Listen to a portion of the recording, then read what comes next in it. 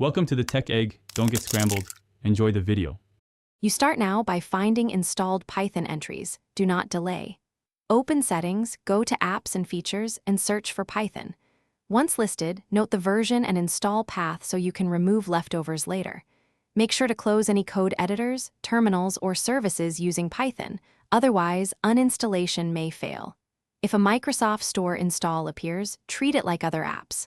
Once done, proceed to uninstall individual Python entries one at a time using the Uninstall button. You now handle the middle, which is where errors happen. Run each uninstall action, accept prompts to remove features, and choose to delete pip caches if offered. Next, inspect C/program files and C/program files x86 for leftover Python folders and delete them manually if the uninstaller left files behind. Also look in %local app data % and %app data % for pip, virtualenv, and installer caches. Make sure to remove or rename virtualenv or project folders that still point to deleted Python executables, so nothing tries to start. Finish by cleaning system settings, open environment variables, and remove any Python-related entries from path. This prevents broken shell commands.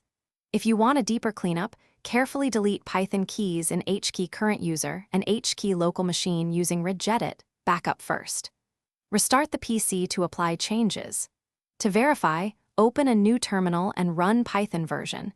You should get an error or no command. If path or commands are broken, but you need Python, reinstall a fresh version and ensure the installer updates path correctly. Thanks for watching. Consider subscribing if I helped unscramble your problems.